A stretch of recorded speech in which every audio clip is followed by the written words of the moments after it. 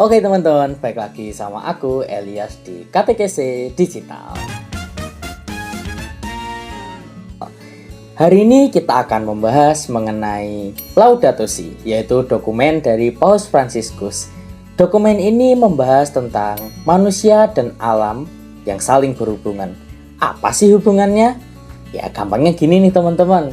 Teman-teman pernah kan scrolling media sosial tanpa kerasa waktunya udah lama ternyata. Tapi di daerah lain teman-teman tidak tahu kalau alam kita sedang mengalami eksploitasi.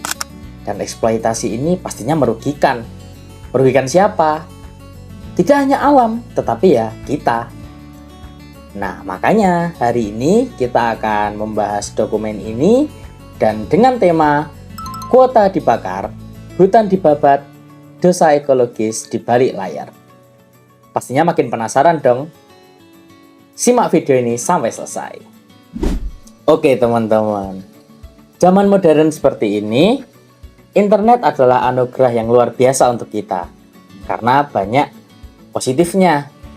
Dapat membantu kita untuk mencari informasi tanpa batas, membuat yang jauh menjadi terasa dekat, dan mencari bahan refleksi.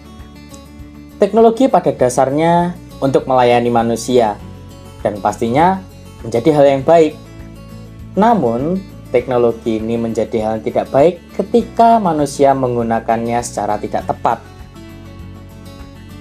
Manusia terkadang mengalami kehilangan kendali diri, menjadi serakah, dan menggunakan ruang digital ini hanya sebatas untuk memenuhi ego, yang pastinya memiliki konsekuensi. Oke teman-teman, mungkin teman-teman sudah tidak asing ya dengan Laudato Si ini, dokumen yang dikeluarkan oleh Paus Fransiskus yang membahas tentang manusia dan ekologi. Nah, di sini Paus Fransiskus itu menekankan konsep yaitu ekologi manusia.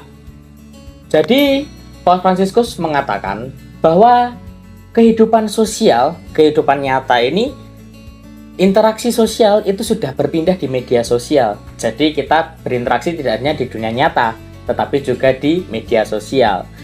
Sebenarnya kan baik, namun terkadang manusia salah menggunakannya. Ya terbukti ketika melihat kolom komentar. Kebanyakan sekarang isinya hujatan, ujaran kebencian, kata-kata kotor, bahkan berita hoax menyebar kemana-mana. Inilah yang menjadi pemisah antara iman kita di kehidupan nyata dengan ketika kita sudah memegang layar HP kita. Di kehidupan nyata kita sering ke gereja, kita berbicara baik, tetapi ketika kita memegang HP, melihat video tidak setuju, wah itu godaan kita untuk berkomentar dan menjelekkan meronta-ronta. Nah, hal tadi itu tidak hanya menjadi polusi dalam media sosial, tetapi ternyata juga berdampak loh pada alam, juga menjadi polusi untuk alam. Kenapa? Ya karena dalam penggunaan HP, penggunaan internet itu pastinya menggunakan daya listrik yang sangat besar. Dan itu pastinya sangat merugikan alam. Karena dari situ kita meninggalkan jejak karbon yang sangat besar.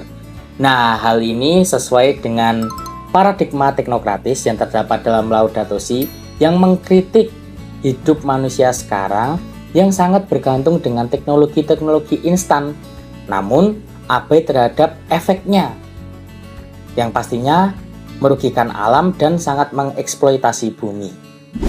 Nah, krisis ekologis ini sebenarnya sudah terjadi ya di Indonesia.